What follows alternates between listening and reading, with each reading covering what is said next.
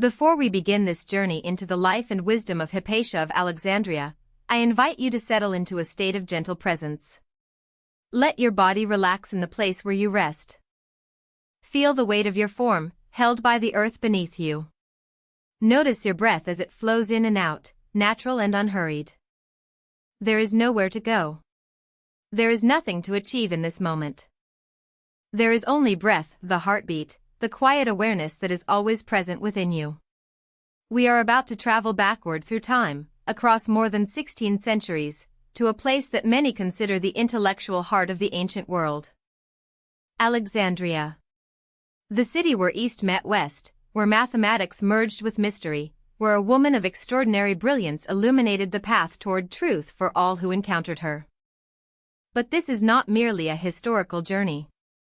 It is an invitation to discover something within us, the same capacity for wonder, for precision, for presence that Hypatia embodied so completely. The city of Alexandria, founded by Alexander the Great in 332 BCE, rose from the Egyptian desert as an impossible dream made manifest. It was a city of contradiction and synthesis. Greek philosophy flourished there alongside Egyptian mysticism. Merchants from India and Arabia brought spices and knowledge. Scholars from every corner of the known world gathered in its great library, the largest repository of human knowledge ever assembled. It was a place where the mind could wander freely, where questions were not just tolerated but celebrated, where the pursuit of truth was considered the highest calling. And it was in this extraordinary world that Hypatia was born, sometime around the year 350 of the Common Era. Her father was Theon, himself a renowned mathematician and astronomer, a man who possessed both the precision of scientific thought and the contemplative depth of philosophical inquiry. Theon was not merely a scholar who transmitted knowledge, he was a teacher who understood that learning was, fundamentally, an act of awakening. He knew that true education involved not just the filling of the mind with facts, but the cultivation of a particular quality of consciousness, a particular way of paying attention to the world. From her earliest years, Hypatia was immersed in this atmosphere of intellectual pursuit and contemplative inquiry. Her father recognized in her a mind of exceptional clarity and agility. Rather than constraining her education to the limited paths available to women in her era, Theon opened to her the full spectrum of mathematical, philosophical, and scientific knowledge. He taught her that the universe was not a collection of separate objects and events, but a unified whole, governed by principles that could be understood through careful observation and precise reasoning. But Theon taught her something more profound than mere facts and formulas. He taught her that the pursuit of understanding was itself spiritual practice. That when you approached mathematics with the right state of mind, with patience, with humility, with a genuine openness to what the universe was revealing, you were not merely solving equations. You were participating in a sacred encounter with the fundamental nature of reality itself. Imagine young Hypatia in the library of Alexandria, walking between towering shelves of papyrus scrolls. The light filters through high windows, creating patterns on the marble floors. She reaches for a scroll containing the works of Euclid and unfurls it carefully. Her eyes move across the geometric diagrams, the logical proofs, the elegant demonstrations of how principles of space and form generate all the complexity of physical reality. And in that moment, there is a profound encounter happening. Not just between a young mind and ancient knowledge, but between consciousness itself and the patterns that underlie existence. This is the beginning of Hypatia's story. Not as a series of facts to be memorized, but as an invitation to recognize that within each of us the same capacity for wonder that Hypatia possessed. The same ability to be startled into attention by the beauty of geometric proof. The same capacity to recognize in mathematics and philosophy not dry abstractions, but windows into the deepest mysteries of being. Alexandria itself, in Hypatia's time, was a place in transition. The old pagan philosophical schools were gradually being overshadowed by the rising power of Christian orthodoxy. The questions that had always animated Greek philosophy: what is the nature of reality? How should we live? What is the highest good? were now being filtered through Christian theological frameworks. This created a particular tension in the intellectual life of the city. The old traditions were not dead, but they were gradually being displaced. The new religious authorities, while not initially hostile to learning itself, were becoming increasingly suspicious of philosophical inquiry that seemed to contradict or challenge Christian doctrine. And yet Alexandria remained, at least for now, a place where this tension had not yet become absolute conflict. Hypatia grew up in this twilight period, when the ancient schools of philosophy still held substantial influence, when a talented individual could still pursue knowledge across many domains without facing insurmountable institutional barriers.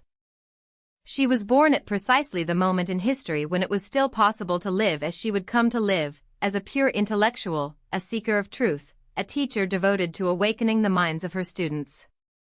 In the city of Alexandria, by the sea, with the desert visible beyond the city's walls, Hypatia began to develop the capacities that would eventually make her the most celebrated teacher of her age. She learned mathematics from her father, not merely as a technical discipline, but as a way of understanding the rational principles underlying the cosmos.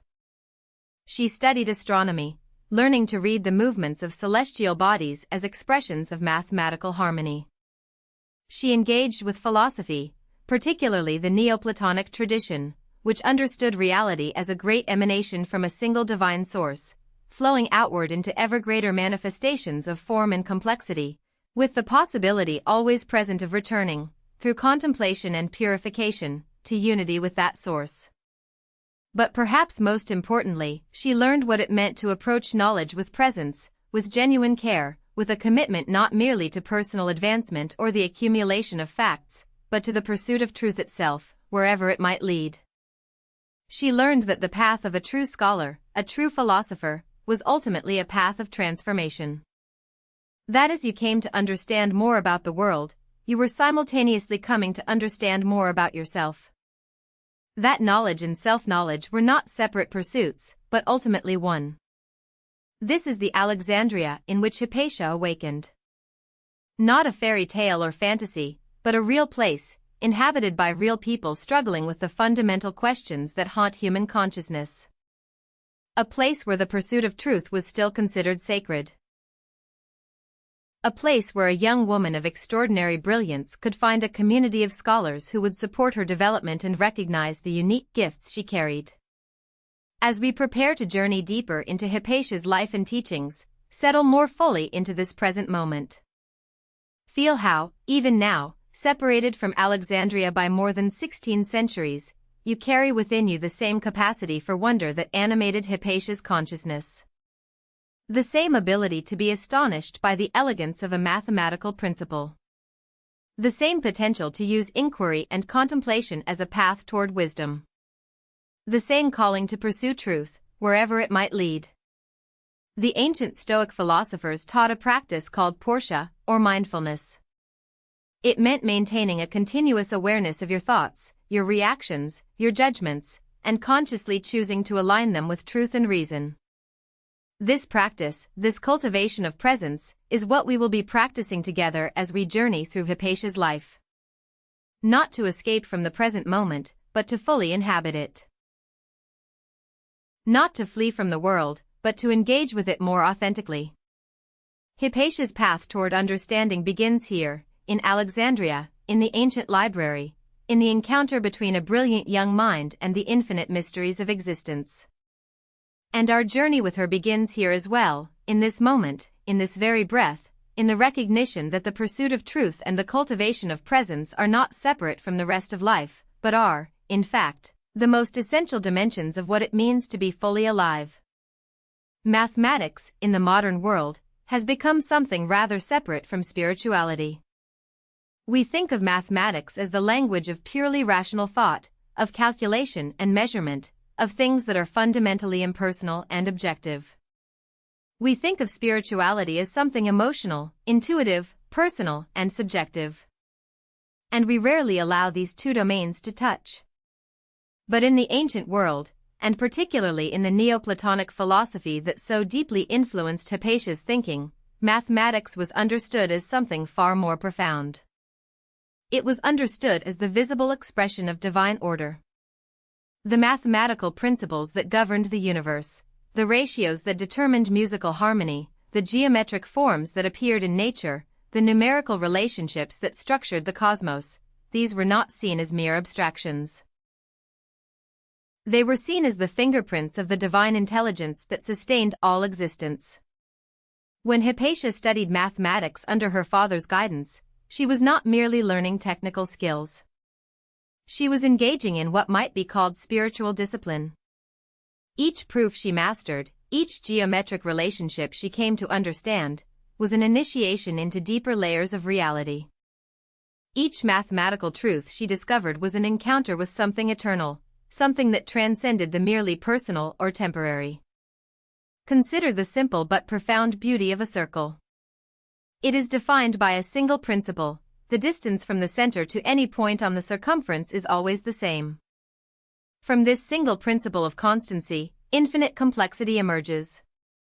And when Hypatia contemplated the circle, not merely as an abstract concept, but as a living manifestation of a divine principle, she was practicing a form of meditation. She was training her consciousness to recognize unity within diversity, simplicity underlying apparent complexity, eternal principles expressing themselves through temporary forms. The Pythagorean school, which had flourished centuries before Hypatia's time, had taught that the entire cosmos could be understood through numbers and their relationships. They discovered that the most beautiful musical intervals, the fifth, the fourth, corresponded to simple numerical ratios. They found that the proportions of the human body reflected mathematical relationships found throughout nature. They concluded that mathematics was the language through which the divine intelligence spoke to creation. Hypatia inherited this understanding. When she contemplated mathematical truths, she was not escaping from the spiritual dimension of reality. She was diving deeper into it. She recognized that the precision, the elegance, the inevitability of mathematical proofs pointed to something transcendent, a dimension of reality that was not subject to the flux and change that characterize the material world. There is a profound connection between mathematics and meditation that modern practitioners are only beginning to rediscover. When you sit in meditation and observe the arising and passing of thoughts and sensations, you begin to notice patterns. You notice how particular thoughts tend to arise in clusters. You notice how emotions follow certain rhythms. You notice how your mind naturally organizes experience according to certain principles. And gradually, you begin to recognize that these patterns are not random. They follow principles. They express relationships that can be understood.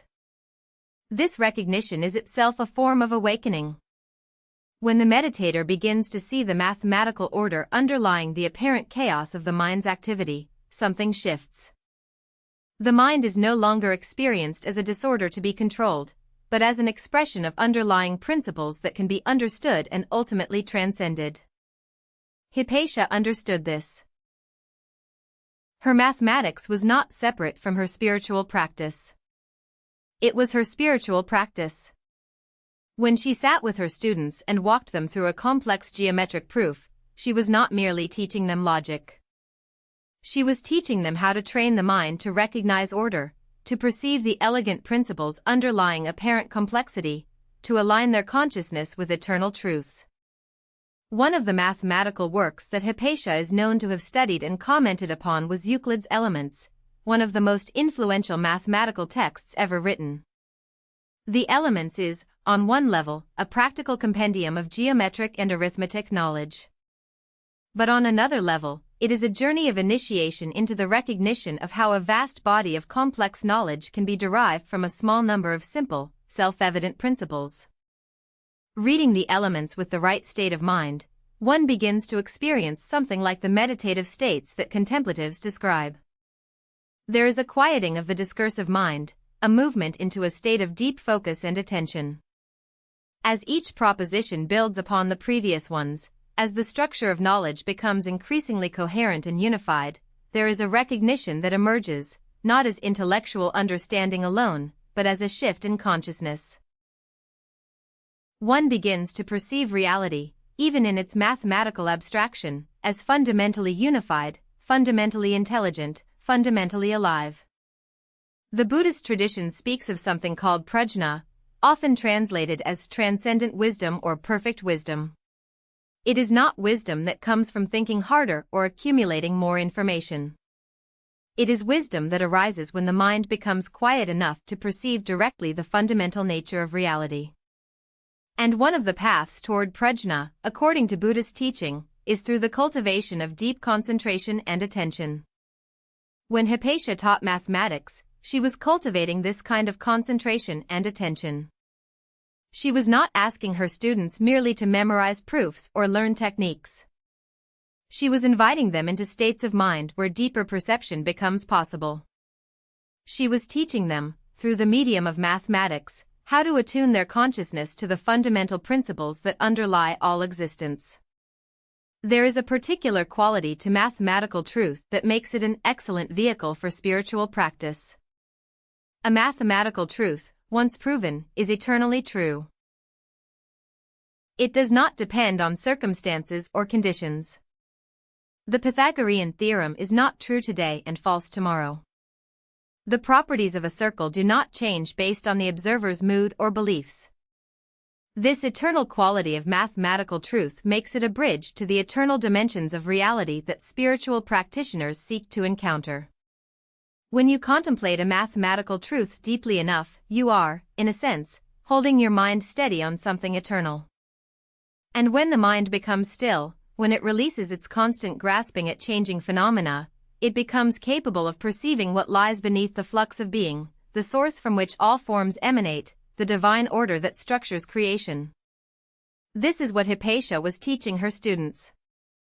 Not merely mathematics in the narrow, technical sense, but mathematics as a path toward wisdom, toward enlightenment, toward direct perception of the divine order underlying existence. When a student came to Hypatia with a mathematical problem, they were not merely seeking technical information. They were, on some level, seeking awakening. And Hypatia understood this deeply. The geometry of the soul, as we might call it, is the underlying mathematical structure of consciousness itself. Just as the physical body follows certain proportions and relationships, so too does the mind and consciousness follow certain principles. And by studying mathematics, by training the mind to recognize and work with mathematical principles, we are, in effect, learning about the structure of our own consciousness. There is a principle in mathematics called the golden ratio or phi, a proportion that appears repeatedly in nature, in the spiral of a nautilus shell, the proportions of the human face, the branching of trees. This proportion has been found to be pleasing to the human eye, to create a sense of harmony and balance. Why? Because, some suggest, our consciousness itself is attuned to this proportion. We recognize in it something that resonates with the fundamental structure of our own being. When Hypatia contemplated such principles, she was not merely observing external facts about the natural world. She was recognizing something about the nature of consciousness itself. She discovered that the observer and the observed are not ultimately separate. That the principles that structure the external world are the same principles that structure the internal world of consciousness. That by understanding the mathematics of the universe, we are simultaneously understanding the mathematics of our own minds and souls. In the Neoplatonic philosophy that informed Hypatia's worldview, there was a teaching about the descent of consciousness from unity into multiplicity. At the highest level, there is the One, the divine source from which all things emanate. From the One flow the intellect, the realm of eternal forms and ideas. From the intellect flows soul, the principle that animates and gives life to all beings. And from soul flows the material world of multiplicity and change. But importantly, this descent is not a fall into exile or punishment. It is the creative self-expression of the divine. And at every level, there remains a connection back to the source. The material world, even in its multiplicity and apparent separation, contains within it the traces of the divine order. And consciousness, by training itself to perceive these traces, can ascend back through the levels of reality to ultimate union with the source.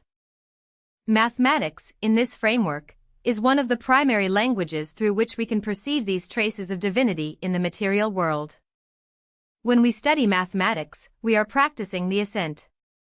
We are training consciousness to move away from dependence on sensory perception of individual objects, and toward direct apprehension of eternal principles and forms.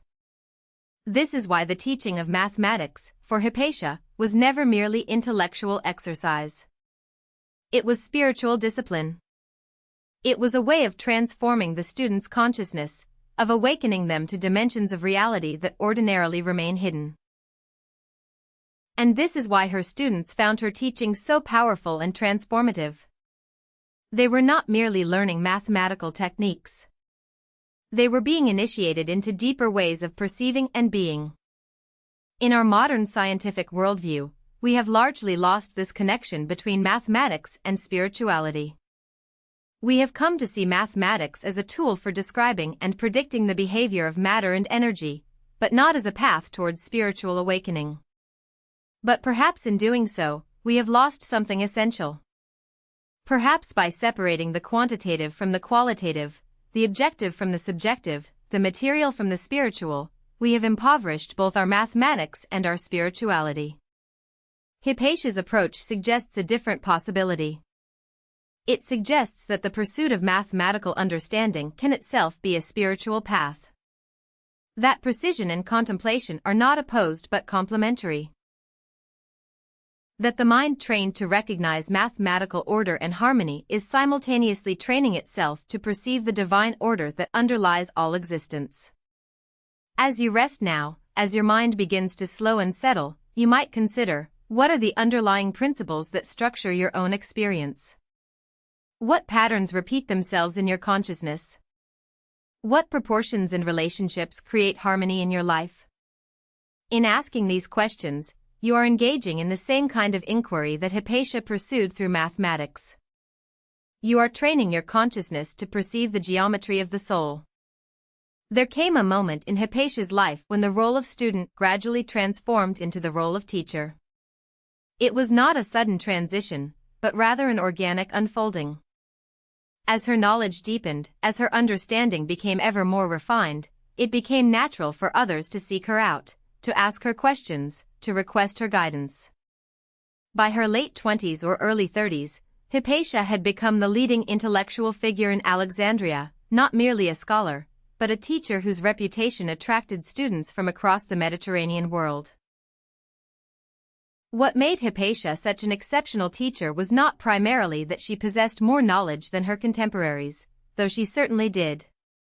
What made her exceptional was her understanding of the fundamental nature of teaching and learning. She understood that true teaching is not the transmission of information from one mind to another.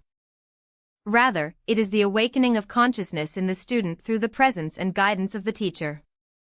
This understanding appears across the great teaching traditions. In Buddhism, there is the concept of the guru, not as an authority figure who demands obedience, but as a mirror in which the student can recognize their own Buddha nature. In the Platonic tradition, Socrates taught not by imparting knowledge, but by asking questions that led the student to discover truth within themselves. In the Taoist tradition, the sage teaches through presence and example rather than through explicit instruction. Hypatia embodied this understanding of teaching. When students came to her with questions about mathematics or philosophy, she did not simply provide answers. Instead, she guided them through a process of inquiry. She asked questions that led them to examine their assumptions. She posed problems that required them to develop new ways of thinking. She created an atmosphere in which genuine intellectual discovery became possible. The ancient texts that preserve accounts of Hypatia's life mention that she often taught from a moving platform, addressing crowds of students who followed her through the streets of Alexandria. These were not formal lectures in classrooms, but rather a kind of peripatetic teaching while moving, while walking, while engaging with the world around her. This style of teaching was itself a demonstration of a particular philosophy. It suggested that true learning was not something that happened only in isolated study chambers, but something that involved the whole of one's being, the whole of one's movement through the world. In the Buddhist tradition, there is a concept called dana, or generosity. But dana is not merely the giving of material things. It is also the sharing of teachings, the transmission of wisdom from one who has realized it to one who is seeking it. Hypatia practiced this kind of dana. She did not hoard her knowledge or use it to maintain power over her students. She gave freely, generously, sharing everything she had learned with all who genuinely sought to understand. This generosity had a particular cost. In a world where knowledge was often jealously guarded and used as a source of power and status, Hypatia's willingness to share her understanding freely made her vulnerable. But she did not allow this vulnerability to constrain her. She understood that true teaching requires a willingness to be open, to be available, to place the development of the student above considerations of personal security or advantage. The students who came to study Hypatia came from diverse backgrounds.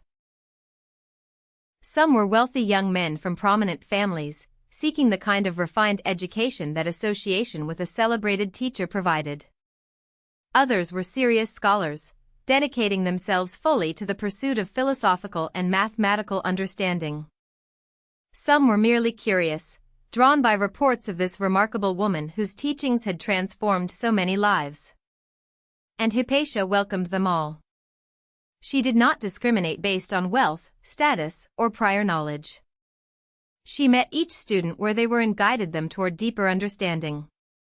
She recognized that genuine inquiry could arise in anyone, regardless of their background or prior education. That the human capacity for truth-seeking was universal, though many people had been conditioned by circumstance or social pressure to suppress or ignore it. One of the most important teachings that Hypatia conveyed to her students, both implicitly through her example and explicitly through her words, was the principle that the pursuit of truth must remain primary, above all other considerations.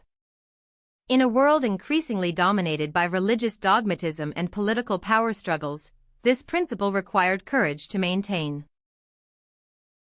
For it meant that wherever genuine inquiry led, one must follow, even if it meant questioning established beliefs, challenging authority, or arriving at conclusions that made one unpopular.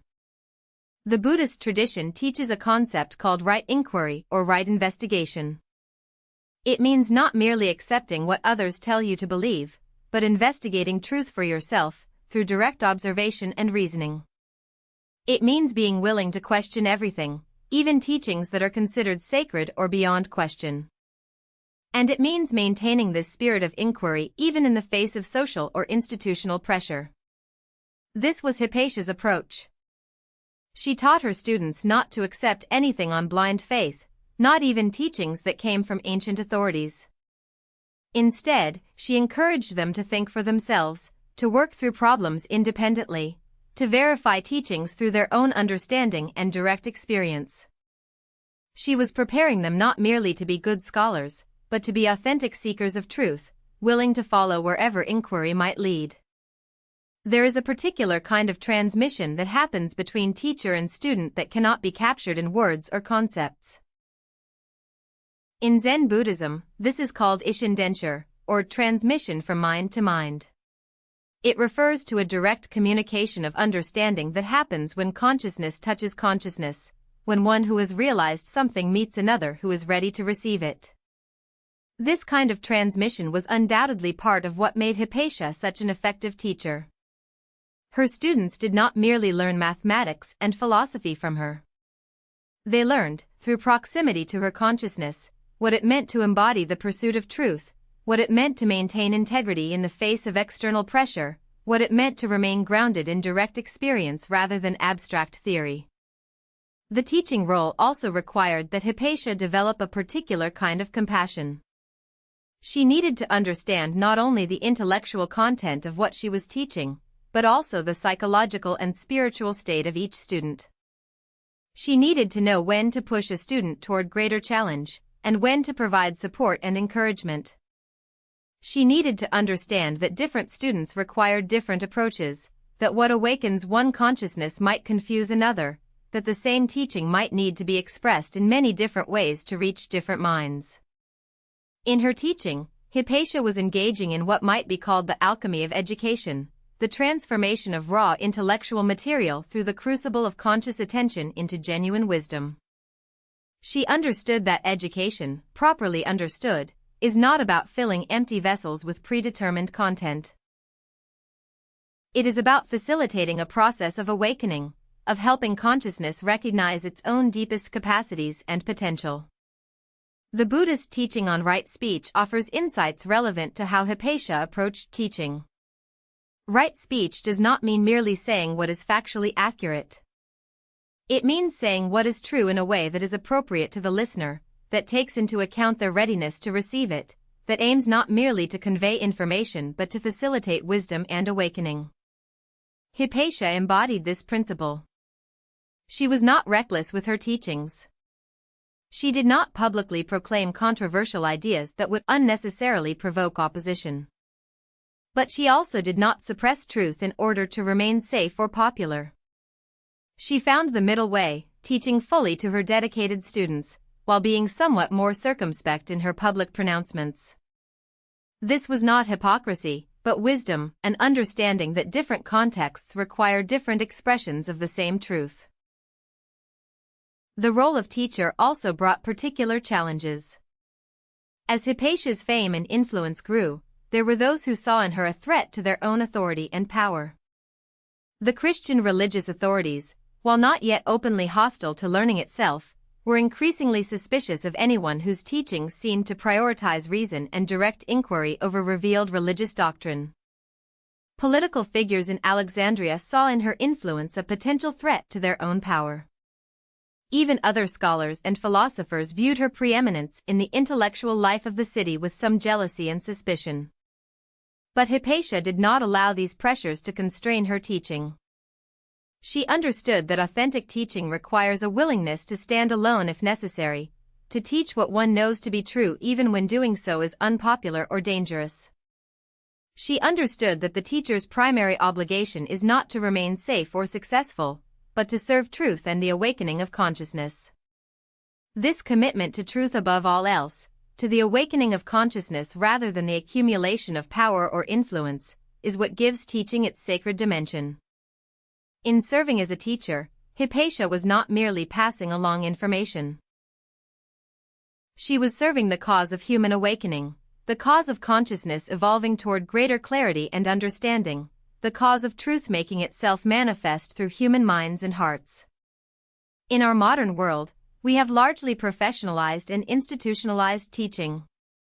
Teachers are expected to deliver predetermined curricula, to meet standardized metrics of success, to operate within established systems and frameworks. There is much value in this systematic approach. But perhaps something has been lost as well. Perhaps the understanding that teaching is fundamentally a spiritual practice, a form of service to the awakening of consciousness, has been obscured by bureaucratic structures and standardized measures. Hypatia's example reminds us of what teaching can be when it is animated by genuine commitment to truth, genuine care for the development of students, and genuine understanding of the transformative potential of authentic encounter between consciousnesses. She was not merely conveying information. She was facilitating awakening. And this is the highest calling of any teacher. To understand Hypatia's philosophy, to grasp what animated her intellectual and spiritual quest, we must enter into the worldview of Neoplatonism, a philosophical tradition that represented, in many ways, the culmination of ancient pagan philosophy, even as the Christian worldview was gradually displacing it. Neoplatonism was founded by Plotinus in Rome in the 3rd century of the Common Era, about 100 years before Hypatia's birth.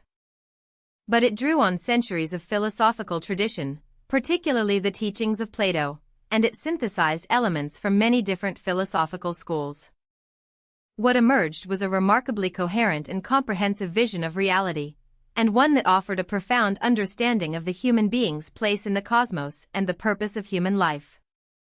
At the heart of Neoplatonic philosophy is the concept of the One, the ultimate reality, the source from which all things emanate, the divine principle that underlies and sustains all existence.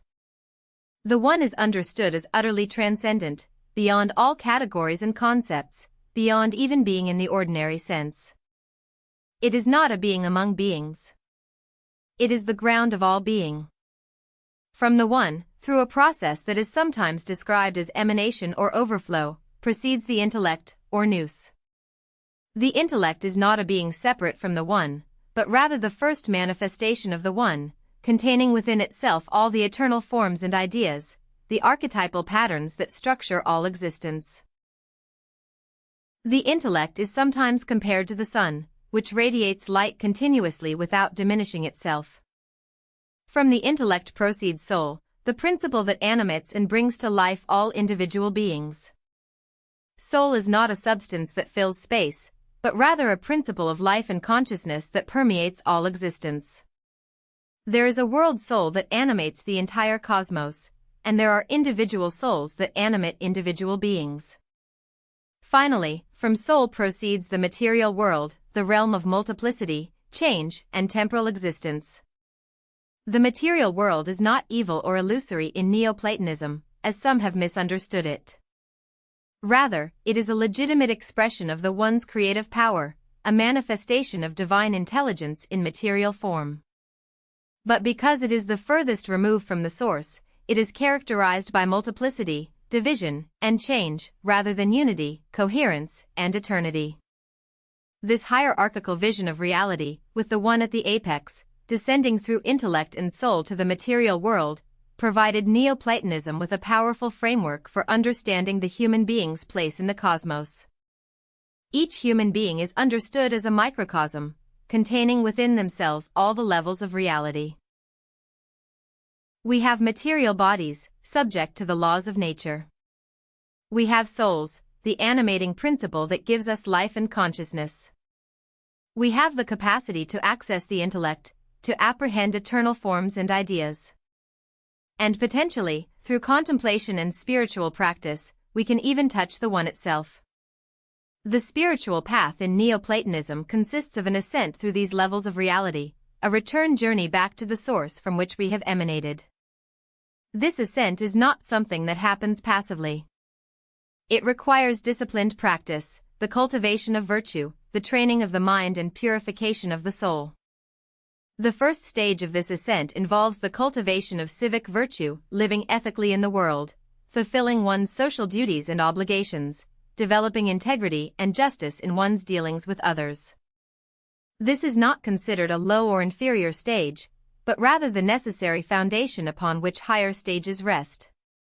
The second stage involves the cultivation of what are called the purificatory virtues. These involve a deliberate turning away from identification with the body and its desires, a purification of the soul from attachments and aversions, a developing of detachment from the pleasures and pains of bodily existence. This is not understood as denial or repression, but as a reorientation of one's identity and values. The third stage involves the cultivation of the contemplative virtues, in which the soul begins to transcend its preoccupation with the particular and individual, and to apprehend the eternal forms and principles that underlie all existence. This is where mathematics and philosophy become central practices. By contemplating eternal mathematical and philosophical principles, the soul trains itself to perceive the intelligible world, the realm of eternal forms. The fourth and highest stage involves mystical union with the One itself.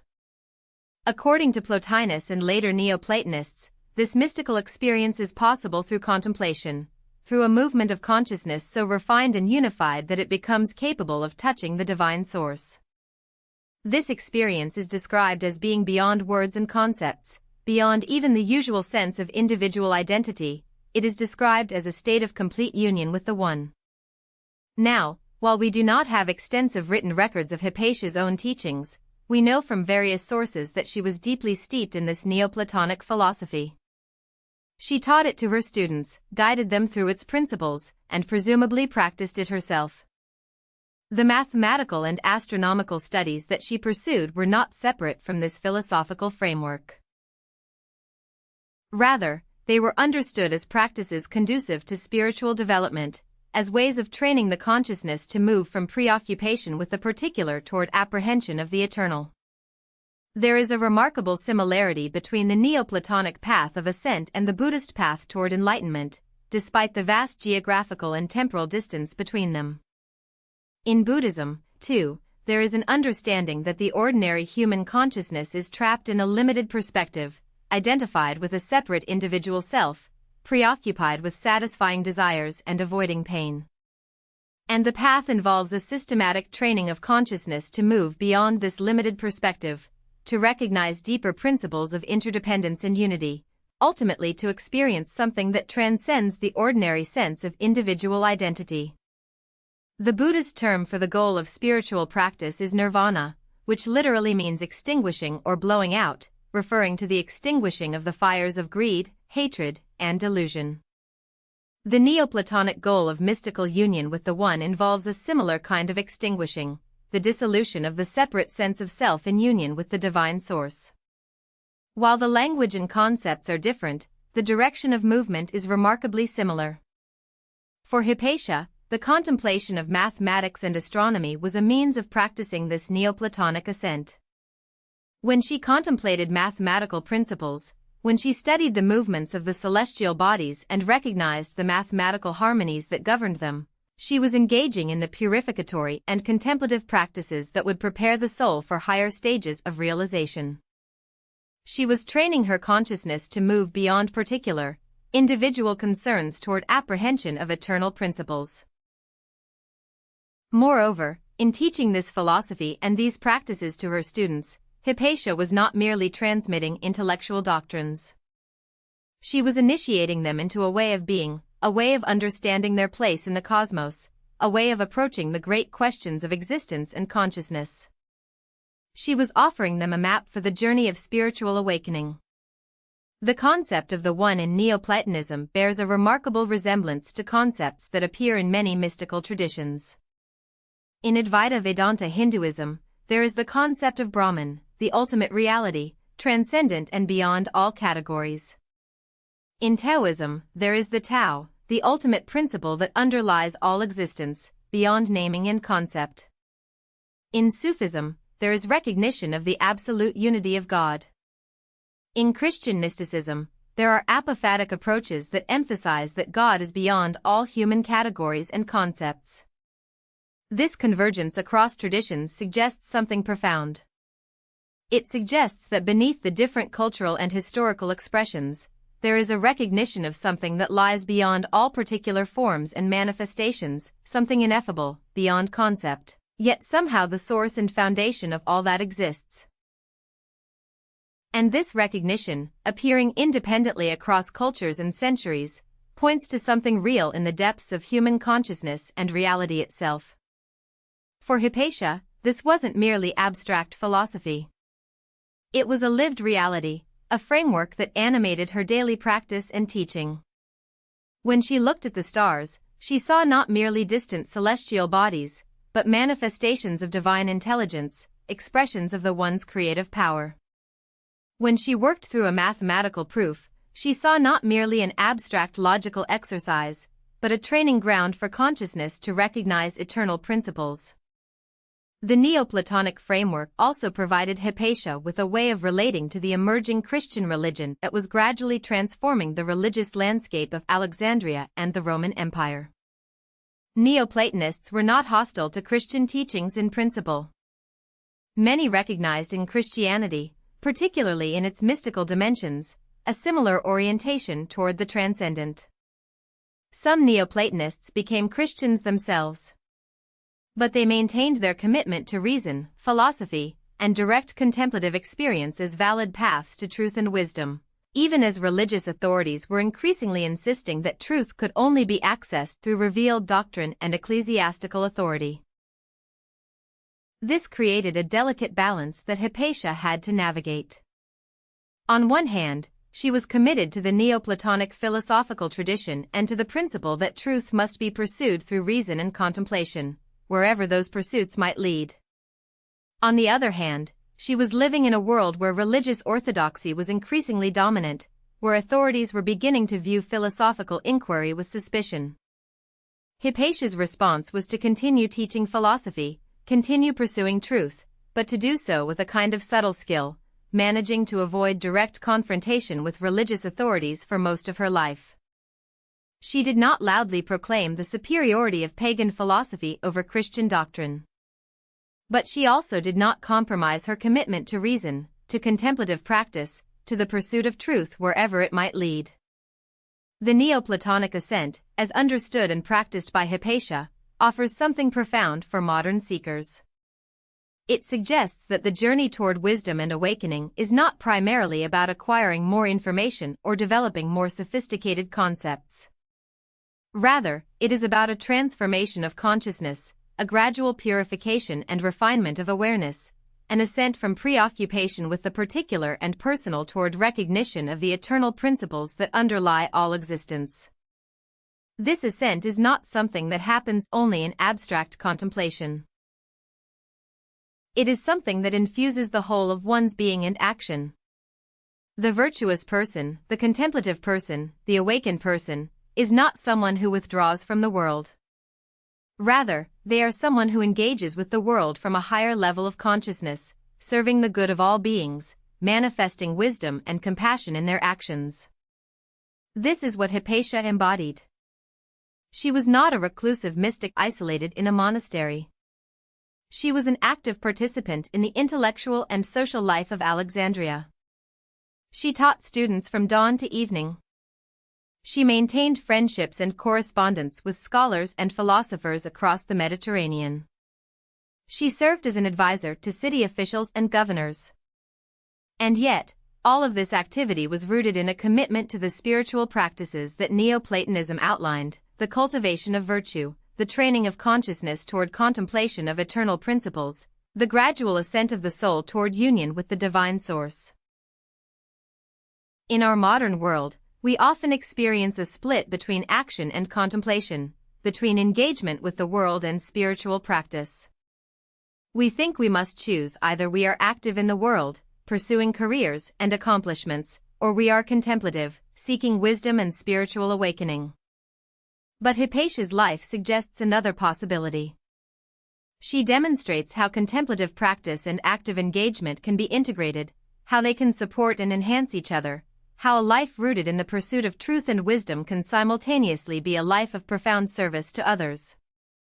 One of the most famous instruments associated with Hypatia is the astrolabe, a sophisticated astronomical device used for measuring angles, determining the positions of celestial bodies, and solving problems in spherical astronomy.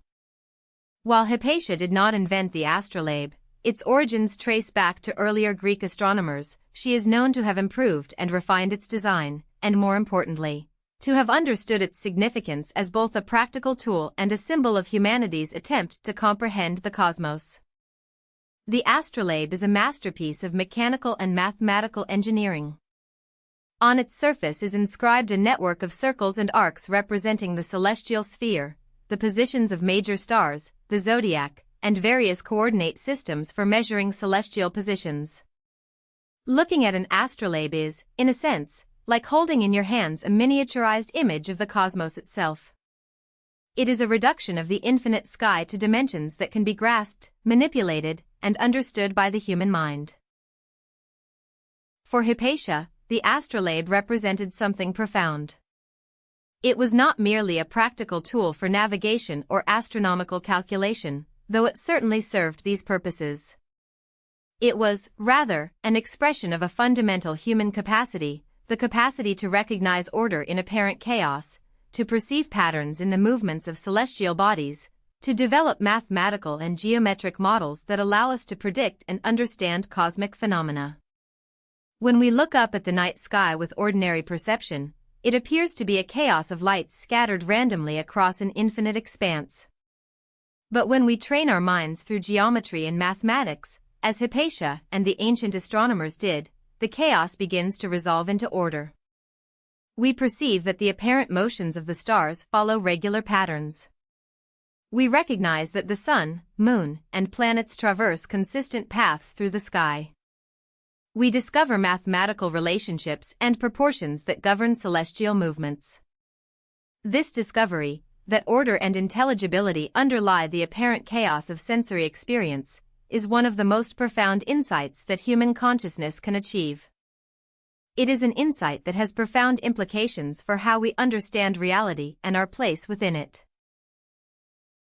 It suggests that reality is not merely an arbitrary collection of disconnected phenomena, but is governed by principles that can be understood and comprehended.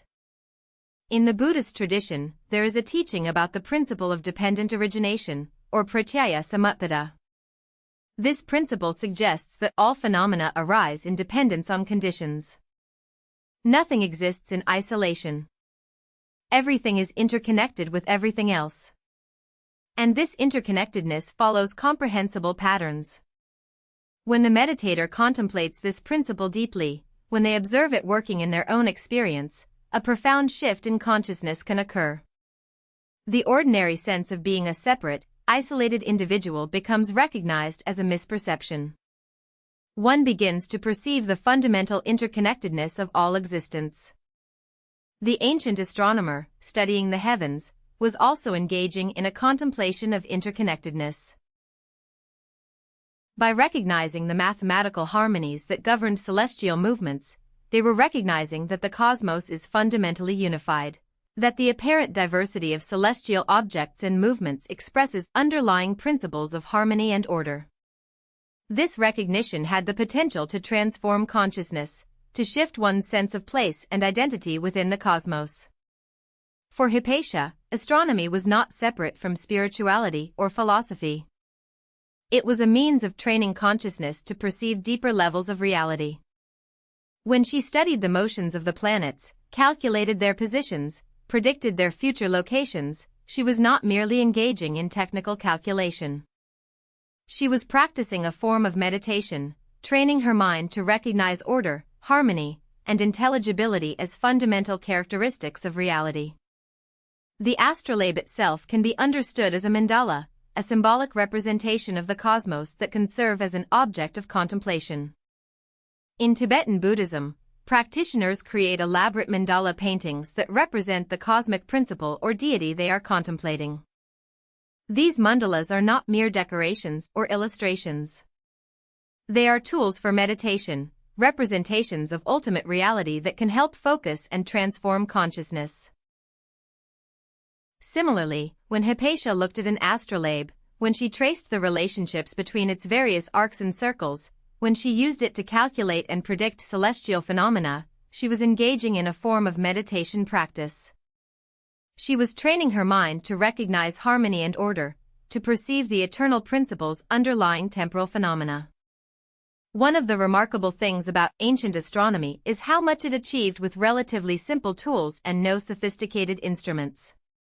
The ancient astronomers determined the circumference of the Earth with remarkable accuracy. They calculated the distances of the Sun and Moon from the Earth. They recognized that the planets move against the background of fixed stars. They developed models of planetary motion that, while not completely accurate by modern standards, were sophisticated and useful for prediction. How was this possible without telescopes, without sophisticated mathematical notation, without computers? The answer lies in the disciplined attention and keen observation that ancient astronomers brought to their work. They observed the night sky night after night, year after year, generation after generation, gradually accumulating data and refining their models. They developed systematic methods of reasoning and calculation. They trained their minds to recognize subtle patterns and relationships. This is a profound lesson for us in our modern era, when we often assume that understanding requires sophisticated technology and complex instruments. The ancient astronomers remind us that there are forms of knowledge that can be achieved through patient observation and careful reasoning, through the disciplined training of attention and thought. Moreover, there is something about the practice of astronomy, of looking up at the stars, of contemplating the vast expanse of the cosmos, that has always had a transformative effect on human consciousness. To stand under the night sky, to truly comprehend the distances and scales involved, to recognize oneself as a tiny inhabitant of a vast cosmos, this experience has the capacity to shift one's perspective profoundly. The medieval Islamic astronomers, who inherited and built upon the work of Greek astronomers like Hypatia, recognized this. They would sometimes describe astronomy as a practice that attunes the soul to the vastness and magnificence of creation. By contemplating the cosmos, by recognizing the mathematical harmonies that govern it, the soul is drawn toward recognition of the divine intelligence that created and sustains it. This is reminiscent of what modern contemplatives describe when they speak of a cosmic consciousness or an experience of unity with the larger cosmos. Through meditation or contemplative practice, sometimes spontaneously and sometimes through dedicated effort, consciousness can expand beyond its ordinary sense of being a separate, individual entity, and recognize itself as a manifestation of the larger cosmic whole. Hypatia's work with the astrolabe and with astronomy generally can be understood as a means toward cultivating this expanded consciousness. Through her studies of celestial mechanics, through her development of refined astronomical instruments and methods, she was not merely advancing technical knowledge. She was facilitating a transformation in how human consciousness relates to the cosmos. There is something particularly poignant about Hypatia's work with astronomy in her historical context. She was living in an era when the older, pagan understanding of the cosmos, in which the celestial bodies were understood as divine principles, as manifestations of divine order, was being replaced by a Christian understanding in which the cosmos was increasingly understood in more mechanistic terms, as a creation subordinate to an external divine will rather than as an expression of divine intelligence. And yet, Hypatia persisted in her work, continuing to teach the older philosophical framework, continuing to pursue astronomy as a spiritual practice, continuing to see in the ordered movements of the stars a profound expression of divine wisdom. She was, in a sense, keeping alive an older way of relating to the cosmos, even as that way was gradually being superseded. One of the remarkable things about contemplating the cosmos, whether through astronomical observation or through simple direct attention to the night sky, is that it has the capacity to bring us into the present moment. When we look up at the stars, we cannot be preoccupied with the concerns of daily life. We are drawn into wonder, into awe, into a recognition of something vast and profound that exceeds our ordinary categories and concerns. The Buddhist teacher Thich Nhat Hanh speaks about the practice of being the stars, of using the contemplation of the cosmos as a way of expanding consciousness beyond the narrow sense of individual identity. When we look at the stars, we can recognize that the light reaching our eyes may have traveled for thousands of years. The atoms that compose our bodies were forged in the furnaces of stars. We are, quite literally, made of star stuff. In recognizing this, we can begin to release our sense of being a separate, isolated individual, and recognize our participation in the vast cosmos. This is what Hypatia understood. This is what she was teaching to her students when she looked up at the night sky and began to calculate and predict the positions of celestial bodies. She was not merely advancing technical knowledge. She was awakening her students to their place in the cosmos, to the fundamental interconnectedness of all existence, to the presence of divine order and intelligence expressing itself through all of creation. For us, separated from Hypatia by more than 16 centuries, the stars remain. They move in the same patterns that she observed and calculated. The astrolabe design that she refined remains a beautiful expression of human ingenuity and our capacity to understand the cosmos. And the contemplative invitation that her work extended, to look up at the night sky, to wonder at its vastness, to recognize in its ordered movements a profound principle of harmony and meaning. This invitation remains as valid and as transformative now as it was in ancient Alexandria. There is a mathematical form that particularly fascinated both Hypatia and her father Theon, the conic sections. These are the curves produced when a plane intersects a cone at different angles. Depending on the angle of intersection, you get different curves: a circle, an ellipse, a parabola, or a hyperbola. Each of these curves has distinct mathematical properties, yet all arise from the interaction of the same geometric forms. The conic sections were extensively studied by the ancient Greek mathematician Apollonius, whose work Conics was one of the most sophisticated mathematical treatises of antiquity. Hypatia and her father devoted considerable attention to the study of this work, commenting upon it and developing new ways of understanding the relationships between the different conic forms. Why would the conic sections capture Hypatia's attention so thoroughly? On one level, they were interesting as pure mathematics, as fascinating curves with remarkable properties.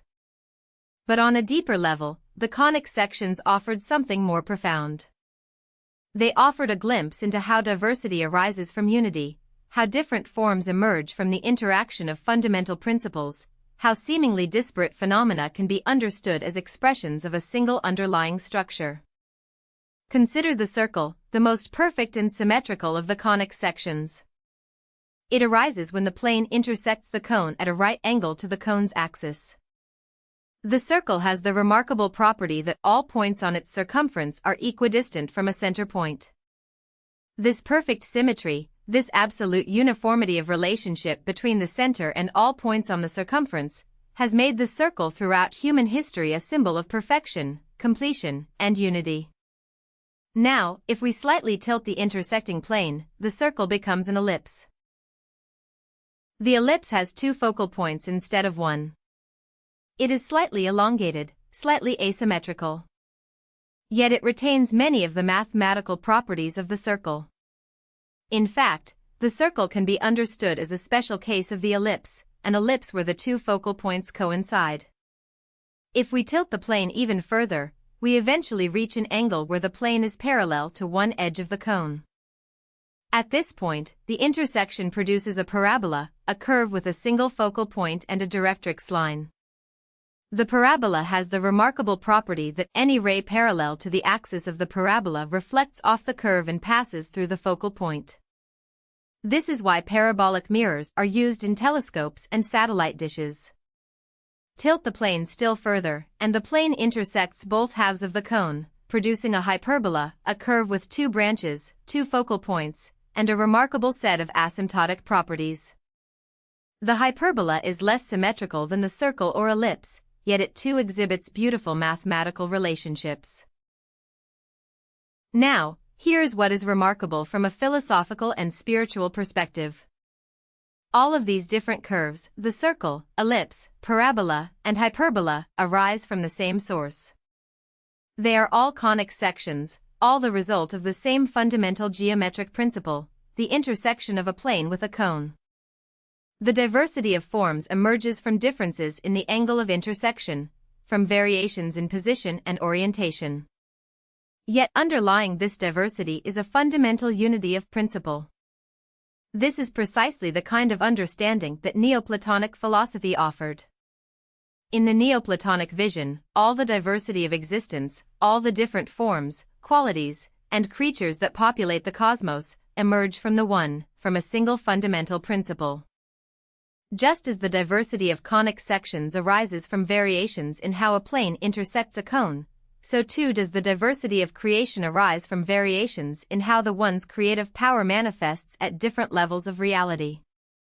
When Hypatia studied the conic sections, when she worked through the proofs that related them to each other, when she contemplated how the same fundamental geometric principle could give rise to such different appearing curves, she was engaging in a profound philosophical contemplation. She was training her consciousness to recognize unity within diversity, to perceive the fundamental principles underlying apparent multiplicity. There is a Buddhist teaching called the Flower Garland Sutra, which describes the cosmos as a vast network of interconnected jewels, each jewel reflecting all the others. This image conveys the Buddhist understanding of dependent origination and interdependence. Nothing exists in isolation. Everything is interconnected with everything else. And this interconnectedness follows comprehensible patterns. The conic sections offer a similar kind of contemplation. They show how different forms, though appearing distinct, are actually manifestations of a single underlying principle. This recognition has the power to shift consciousness. It can awaken us to the recognition that the apparent diversity of our experience, the different people we encounter, the different circumstances we face, the different emotions and thoughts that arise in our minds, all of these arise from underlying principles of mind and reality that are fundamentally unified. Hypatia was not unique in recognizing this profound significance of mathematics. Throughout history, mathematicians have reported that engagement with mathematics can produce states of consciousness similar to meditative states. The mind becomes completely focused on the mathematical problem at hand. The ordinary chatter of thought quiets. There is a kind of timelessness that arises. And when a solution or insight finally emerges, it comes with a sense of profound satisfaction and beauty. This is what the mathematician G.H. Hardy called the aesthetic dimension of mathematics. Mathematical proofs can be beautiful in much the same way that music or visual art can be beautiful. There is a sense of elegance, of inevitability, of rightness that accompanies profound mathematical truth. This aesthetic dimension is not separate from the logical dimension. Rather, it is an expression of the same underlying harmony and intelligibility that makes the mathematical truth true. When Hypatia worked with the conic sections, she was sensitive to this aesthetic dimension. She was not merely solving mathematical problems. She was appreciating the beauty of the mathematical relationships she was uncovering. She was recognizing in them something that spoke to her deepest intuitions about the nature of reality, that underneath apparent diversity lies fundamental unity, that complexity emerges from simple principles, that beauty and truth are intimately connected. The study of conic sections also had practical applications. The parabola, for instance, describes the path of a projectile. The ellipse describes the orbits of planets around the Sun. By understanding the mathematics of conic sections, Hypatia and other ancient mathematicians developed the theoretical foundation that would eventually allow modern physics to emerge, centuries after Hypatia's death. But more immediately relevant to Hypatia's own work was the use of conic sections in astronomy and in optical problems. The reflected and refracted light from the celestial bodies follows conic section paths. By understanding the mathematics of conic sections, Hypatia was able to better understand how light travels from the stars to our eyes, how the positions of celestial bodies appear to change as we observe them from different locations on Earth. In this way, abstract mathematics was directly connected to the contemplation of the cosmos. The curves that Hypatia studied in her mathematical work were the same curves that governed the paths of light and the motions of celestial bodies. By understanding the mathematics, she was coming to understand the underlying principles that govern the cosmos itself. This is a profound lesson for us. We often think of mathematics as something abstract and divorced from the lived world. But in fact, mathematics is the language of reality itself. The forms and relationships that we study in mathematics are not inventions of the human mind, but rather discoveries of principles that are woven into the fabric of existence itself. When we study mathematics with this recognition, when we understand that we are not creating arbitrary systems, but rather uncovering and expressing principles that are fundamental to reality, then mathematics becomes a spiritual practice. Each mathematical insight becomes an encounter with the deep structure of existence. Each proof becomes a journey into how reality actually works. Hypatia understood this. She approached her mathematical studies not as an intellectual exercise divorced from life, but as a means of gradually coming to understand the fundamental principles that underlie all existence. The conic sections, in all their diversity and unity, offered her a profound lesson about how reality itself is organized. And through contemplating them, through working with them mathematically, through recognizing their beauty and their logical necessity, she trained her consciousness in ways that awakened her to deeper dimensions of truth. As you rest now, as your mind begins to settle into quieter depths, you might reflect on this principle of unity within diversity. Consider how your own experience contains vastly different elements, different thoughts, different emotions, different sensations, and yet all of these arise from the unified ground of your consciousness. Consider how the diversity of people you know, the diversity of places you have visited, the diversity of moments in your life, all arise from the unified principle of existence itself. In recognizing this unity within diversity, you are engaging in the same contemplation that Hypatia practiced through her studies of mathematics. As Hypatia's fame and influence grew throughout Alexandria, as more students sought her out, as her name became known throughout the Mediterranean world as that of the greatest mathematician and philosopher of her age, she was gradually entering dangerous territory. The world around her was changing, and not in ways that favored her kind of free intellectual inquiry. By the late 4th and early 5th centuries of the Common Era, the Christian religion had become the official religion of the Roman Empire. While this did not immediately mean that pagan philosophy or learning was suppressed, it did mean that Christian religious authorities held increasingly powerful positions in society.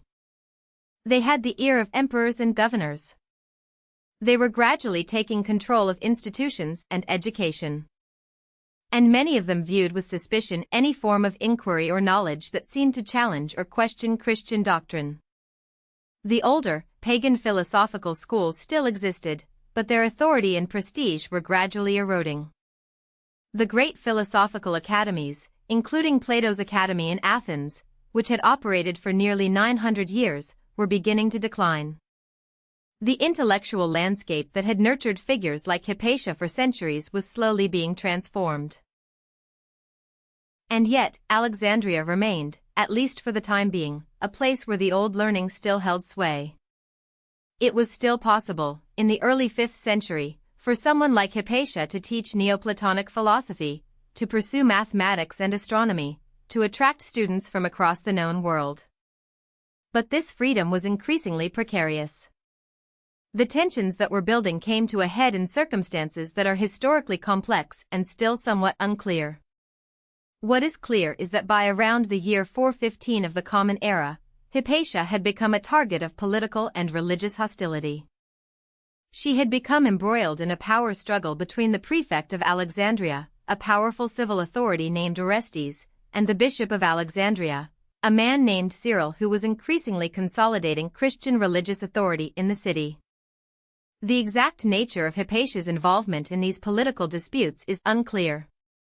Some sources suggest that Orestes was a student of hers, and that this association made her a target for Cyril's hostility.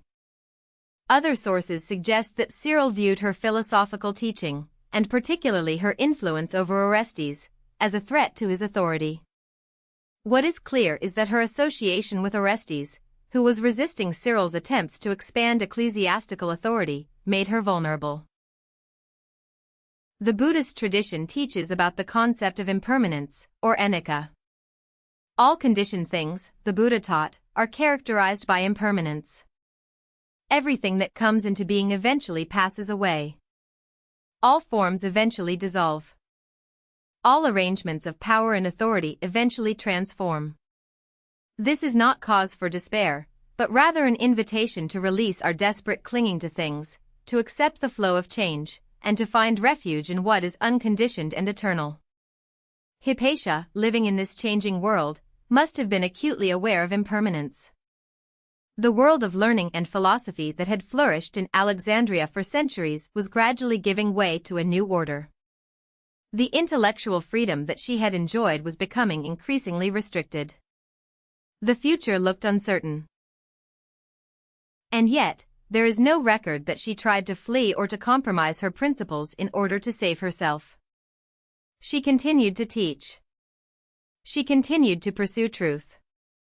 She continued to live according to her philosophical convictions, even as the world around her became increasingly hostile to those convictions. In the spring of the year 415, events came to a crisis. According to contemporary accounts, Hypatia was attacked by a mob of Christian zealots, some sources saying they were monks or ascetic Christians. She was dragged from her carriage, taken to a place of worship, and brutally murdered. The exact circumstances are unclear, and different accounts vary somewhat.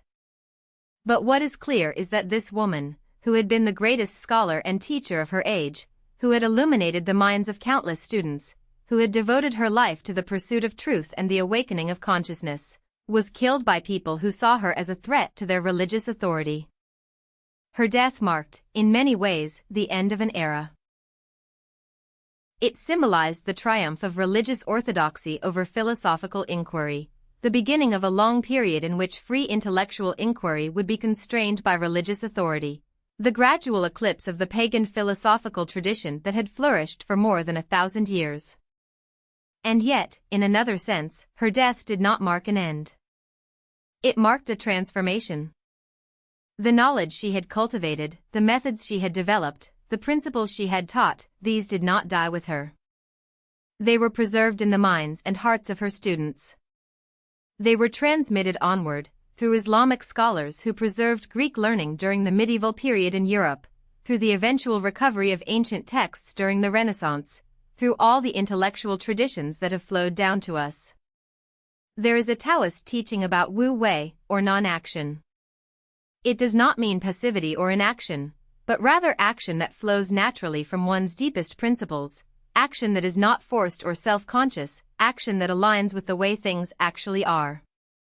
Hypatia embodied this principle. She did not force outcomes.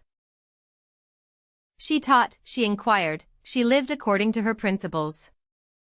And when circumstances changed, when the world became hostile to her way of life, she did not compromise or flee. She continued doing what her principles required, accepting whatever consequences might come.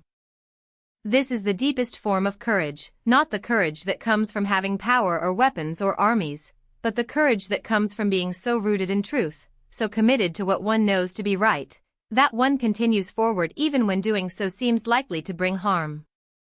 The Buddha spoke of such courage when he described the Bodhisattva, the enlightened being who continues to work for the liberation of all sentient beings even in the face of obstacles and suffering.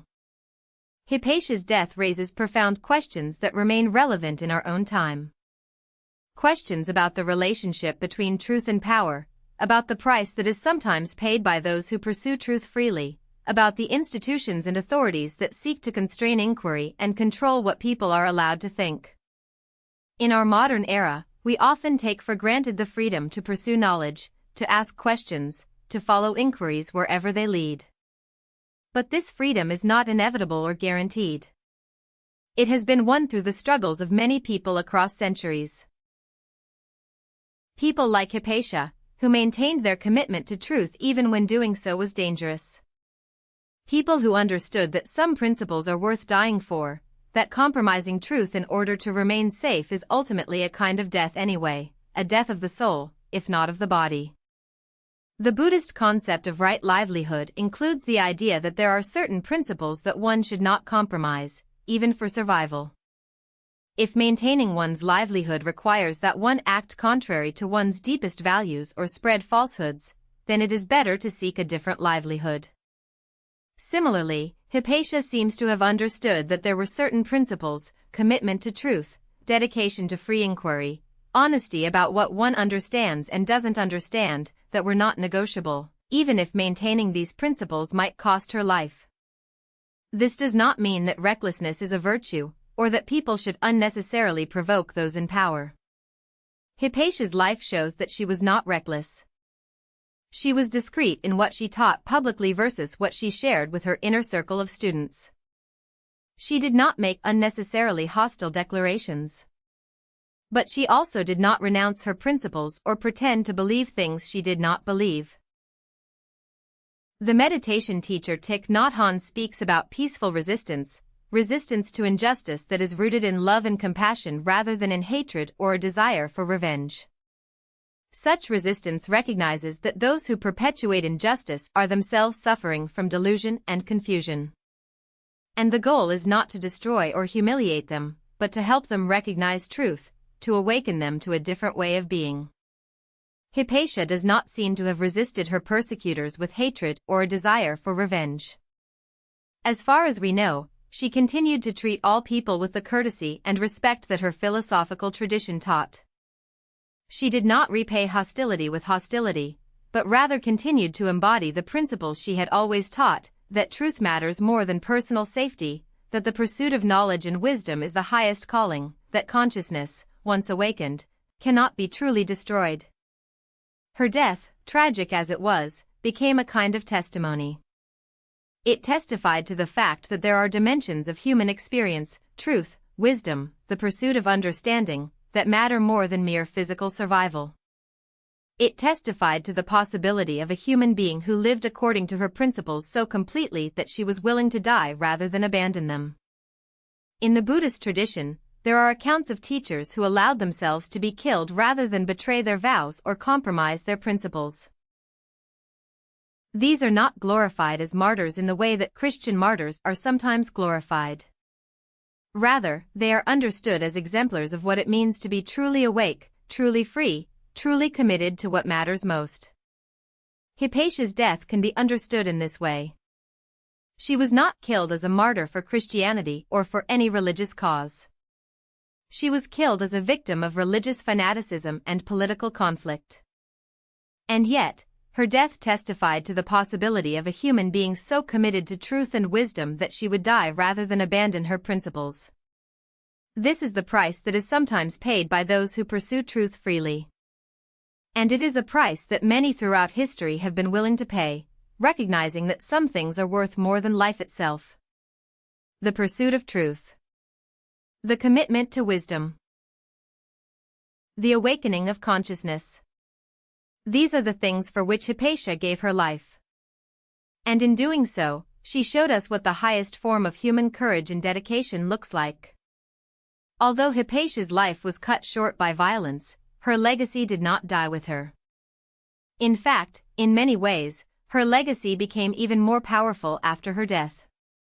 Her influence flowed forward through history in ways both direct and subtle, shaping the development of mathematics, astronomy, philosophy, and contemplative practice for centuries to come. The most immediate beneficiaries of Hypatia's legacy were her direct students, those who had studied under her in Alexandria. Some of these students fled Alexandria as the city became increasingly hostile to pagan learning. They carried with them not only the technical knowledge that Hypatia had taught them, the mathematical principles, the astronomical methods, the philosophical doctrines, but also something more precious. They carried the living demonstration that it was possible to be a human being fully committed to the pursuit of truth, fully engaged in the awakening of consciousness, fully devoted to the service of wisdom. These students became teachers themselves. They founded schools in other cities. They passed on the teachings they had received from Hypatia. They wrote commentaries and treatises based on her insights. Gradually, the learning that might have died with Hypatia's death instead spread and flourished. Of particular importance was the transmission of learning to the Islamic world. After the rise of Islam and the Arab conquest of the Mediterranean, the intellectual centers of learning gradually shifted from the Christian Mediterranean toward the Islamic civilization that was flourishing in the Middle East and later in Spain. The Islamic scholars recognized the value of Greek learning and made extraordinary efforts to preserve and extend it. The great Islamic mathematicians and astronomers built directly on the work of Hypatia and other Greek scholars. They preserved the texts, translated them into Arabic, added their own innovations and discoveries. The astrolabe design that Hypatia had refined was further developed by Islamic scientists and became an essential instrument for navigation, timekeeping, and astronomical observation throughout the Islamic world and eventually in Christian Europe as well. The preservation of Greek learning by Islamic scholars was crucial. Without this transmission, much of what the ancient Greeks had discovered would have been lost to the West during the medieval period. The recovery of this learning, beginning in the Renaissance and continuing through the scientific revolution, depended entirely on the fact that Islamic scholars had preserved and extended it. In this way, Hypatia's mathematical and astronomical legacy was passed through multiple civilizations and cultures, transformed and built upon by countless scholars, and eventually contributed to the development of modern science and mathematics as we know it. The precision and elegance of mathematical method, the commitment to empirical observation combined with theoretical reasoning, the belief that the universe is comprehensible and can be understood through rational inquiry, all of these principles that Hypatia embodied became foundational to modern scientific practice. But beyond this direct, technical transmission of knowledge, Hypatia's legacy extended in other, more subtle but perhaps more profound ways. Hypatia stood as an example of a particular kind of human being, one who dedicates themselves completely to the pursuit of truth and the awakening of consciousness, regardless of the cost. Throughout history, there have been such figures. In many spiritual traditions, they are recognized as bodhisattvas or saints or sages, human beings who have awakened to deeper dimensions of reality and who dedicate their lives to helping others awaken as well. The Bodhisattva vow in Buddhism expresses this commitment. However innumerable sentient beings are, I vow to help them. However inexhaustible the defilements are, I vow to extinguish them. However immeasurable the dharmas are, I vow to master them. However incomparable enlightenment is, I vow to attain it. Hypatia seems to have embodied a similar commitment, not necessarily to the Buddhist articulation, but to the same fundamental principle. She dedicated herself to the awakening and instruction of her students. She pursued truth wherever it led. She served wisdom and understanding as the highest calling. And she was willing to sacrifice her own safety and comfort for these principles. This kind of dedication, when it appears in human form, has a transformative effect on those who encounter it, whether they encounter it directly in the presence of such a person, or encounter it through accounts and records of such a person's life. Something in us recognizes, when we encounter a human being so completely dedicated to truth and awakening, that this way of being is possible. That it is possible to organize one's life around principles rather than around self-interest. That it is possible to remain committed to truth even when doing so is dangerous or costly. This recognition, on some level, awakens something in those who receive it. It serves as an inspiration and an invitation. It raises the question, could I live my life this way? Could I be so committed to what I know to be true and right that I would die rather than betray it? Could I dedicate myself so completely to the awakening of others, to the service of wisdom? For many who have encountered Hypatia's story across the centuries, this question has been awakening and transformative. Women, in particular, have drawn inspiration from Hypatia. Because Hypatia's story demonstrated that it was possible for a woman to be a brilliant intellectual, to be a respected teacher, to influence great minds, to stand at the center of intellectual and philosophical life, even in a world dominated by men. This is not to say that Hypatia was a proto-feminist in any anachronistic sense. Rather, her life simply demonstrated that women were capable of the highest forms of intellectual and spiritual achievement. But more broadly, Hypatia's legacy extends beyond questions of gender. Her legacy is a legacy of commitment to truth, of dedication to the awakening of consciousness, of willingness to sacrifice for principles. These are universal teachings, relevant to all human beings regardless of gender or culture or era. In the modern period, Hypatia's story has been recovered and retold many times. She appears in novels, in films, in plays. She has become something of a symbol of the free intellectual, the dedicated scholar, the contemplative seeker of truth.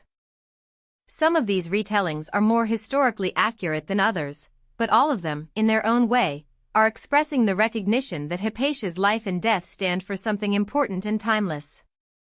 There is a teaching in the Buddhist tradition about the concept of bodhisattva action. It is the idea that the awakened being does not act out of a desire to be recognized or rewarded, but out of a spontaneous responsiveness to the suffering of others. The awakened being sees a need and responds to it, not because they expect gratitude or recognition, but simply because that is what responding to need naturally looks like when one is awake. Hypatia's teaching could be understood in this way. She taught not because she sought fame or students or recognition. She taught because she recognized that there was a hunger in human beings for wisdom and understanding, and she could not help but respond to that hunger. She taught because teaching was the natural expression of her awakened consciousness. The legacy of such teaching is that it keeps alive the possibility of awakening. By knowing that Hypatia existed, by knowing that a human being of her era achieved such brilliance and dedication, by knowing that she used her gifts in service to the awakening of others, we are given permission to do the same. We are shown what is possible. Moreover, Hypatia's life and death raise questions that remain vitally relevant in our own time. Questions about the relationship between truth and institutional power. Questions about whether free inquiry can be maintained in the face of institutional pressure to conform. Questions about whether it is possible to serve truth while remaining compassionate toward those who oppose truth. Questions about what wisdom looks like when it is embodied in the life of a human being. In many ways, our modern world faces similar challenges to those that Hypatia faced. We live in an era of information overload and confusion about what is true. We live in an era where powerful institutions seek to constrain or direct inquiry to serve their interests.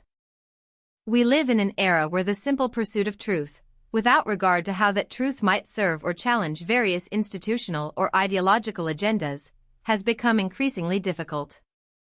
And yet, Hypatia's example reminds us that it is possible to remain committed to truth, to remain devoted to the awakening of consciousness, to remain willing to serve wisdom even when doing so is costly.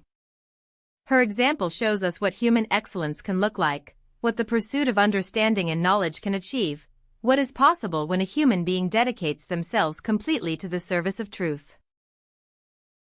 The inheritance that Hypatia left to us is not merely technical, not merely the mathematical and astronomical knowledge that has been transmitted through the centuries. It is also an inheritance of principle, of commitment, of the demonstration of what a human life organized around the pursuit of truth and the service of wisdom can look like. As you continue to rest, as your mind settles ever more deeply, you might reflect on this inheritance. You might ask yourself, what wisdom has been left to me by those who came before? What were the sacrifices that were made so that I could have access to learning, to truth, to the pursuit of knowledge? What is my responsibility in inheriting this legacy? How am I called to continue the work of awakening consciousness, of serving truth, in my own time and in my own way? These are the questions that Hypatia's legacy invites us to consider. Not as abstract intellectual exercises, but as intimate, personal questions about how we will live, what we will dedicate ourselves to, what kind of legacy we will leave for those who come after us. One of the most profound aspects of Hypatia's contribution to human knowledge and wisdom was her demonstration of how seemingly opposed dimensions of human experience could be integrated and unified. She showed, through her life and work, that it was possible to be both a rigorous mathematician and a contemplative philosopher, both a precise scientific observer and a spiritual seeker, both intellectually brilliant and spiritually humble. In our modern world, we have largely accepted a dichotomy. We separate science from spirituality, reason from intuition, the quantitative from the qualitative, the objective from the subjective, the material from the spiritual. We assume that if something is scientifically rigorous, it cannot be spiritually meaningful, and vice versa. We have created two separate domains of human knowledge and experience, and we rarely allow them to truly meet. But Hypatia's life suggests another possibility. She demonstrates that mathematics and spirituality are not opposed but complementary. That the pursuit of precise understanding about how the physical world works is not separate from the pursuit of spiritual awakening and union with the divine. That one can be as committed to empirical observation and logical reasoning as any modern scientist, while simultaneously being as devoted to contemplative practice and the pursuit of wisdom as any monastic practitioner. This integration of opposites is a fundamental principle in many spiritual traditions. The Taoist concept of yin and yang expresses this principle beautifully. Yin and yang are not fighting each other or trying to replace each other. They are complementary principles that together give rise to wholeness. The day and the night, the active and the receptive, the manifest and the unmanifest, these are not opposed but are rather different aspects of a unified whole. In Buddhist philosophy, there is a similar principle expressed through the concept of sunyata, or emptiness. Sunyata does not mean nothingness in a depressing sense. Rather, it means that all phenomena lack a fixed, independent, unchanging essence. Everything is empty of independent existence. And precisely in this emptiness lies fullness, the potential for infinite manifestation, the capacity for all forms to arise. Hypatia's approach to mathematics illustrates this principle. She understood mathematics as rooted in emptiness, in a sense. Mathematical forms and principles are not substantial things. They are patterns, relationships, principles of order. And yet, from these empty, immaterial principles arise all the complexity of the physical universe. The most material phenomena, the stones, the bodies, the physical world, arise from principles that are utterly non-material. This paradox, that ultimate reality is empty of fixed form, and yet infinite forms arise from this emptiness, is at the heart of many spiritual teachings. And Hypatia, through her work with mathematics and astronomy, was engaging with this paradox directly. There is another union of opposites that is central to understanding Hypatia's life and work, the union of the individual and the universal. In one sense, Hypatia was a unique individual, a particular woman with particular gifts and talents, living in a particular historical moment, contributing particular works and teachings. And yet, through her work, she was touching upon principles that are utterly universal. The mathematical principles she discovered are as true in our modern era as they were in her time. The astronomical observations she made describe patterns that are as valid now as they were then. This is the paradox of wisdom and knowledge. The deepest truths are expressed through particular individuals and particular circumstances. But what is expressed is utterly universal. The Buddha's awakening happened to a particular man at a particular time in a particular place. But the nature of suffering and the path beyond it that he discovered is universal, applicable to all human beings, in all times and places. Hypatia's life exemplifies this paradox. Her personal circumstances, her birth into a scholarly family, her access to the great library of Alexandria, her encounter with a philosophical tradition that had been developed over centuries, were particular to her historical moment. And yet, what she contributed through her work and teaching has become part of the universal inheritance of human knowledge and wisdom. There is another dimension to this union of opposites that is worth exploring, the union of action and contemplation. Hypatia was not a contemplative who withdrew from the world. She was actively engaged, teaching students, pursuing research, developing mathematical and astronomical innovations, participating in the intellectual life of her city. And yet, this activity was rooted in and animated by a deep contemplative practice, a commitment to meditation and the pursuit of direct encounter with truth. The Christian contemplative tradition speaks of two forms of spiritual life, the active life, vita activa, and the contemplative life, vita contemplativa. For many centuries, these were understood as separate, with the contemplative life often being considered superior. But many wisdom traditions suggest that the highest expression of spiritual development integrates both. The contemplative who has awakened to deeper truth cannot help but express that awakening through action in the world. The active person who remains rooted in contemplative awareness brings a profound presence and wisdom to their activities. Hypatia embodies this integration. She was deeply engaged in the world, yet she remained rooted in contemplative practice. She was actively teaching and researching, yet this activity was inseparable from her spiritual practice. She was influential and respected, yet she maintained a kind of inner detachment, understanding that the only thing that truly mattered was the pursuit of truth, not personal success or recognition. The Buddhist concept of bodhisattva activity similarly expresses this integration. The bodhisattva is one who remains rooted in the peace and wisdom of meditation, and yet allows that peace and wisdom to naturally express itself in compassionate action in the world. There is no conflict between inner stillness and outer activity. They support and enhance each other. There is also a union of opposites in how Hypatia approached the question of what knowledge is truly important. On one hand, she was deeply committed to precision, to accuracy, to getting the details right. She devoted enormous energy to careful observation, rigorous calculation, and logical proof. She would not accept sloppy thinking or approximate answers. And yet, on the other hand, she understood that the deepest form of knowledge could not be captured in details or concepts. She understood that the highest wisdom lay in the direct, non-conceptual encounter with truth itself. In the Buddhist tradition, this is expressed through the teaching about two truths, conventional truth and ultimate truth.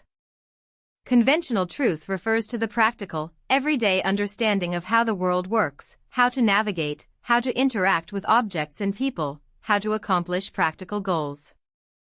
Ultimate truth refers to the fundamental nature of reality, the recognition that all phenomena are impermanent, interdependent, and empty of fixed essence. Both levels of truth are valid and important. We need conventional truth to navigate the world.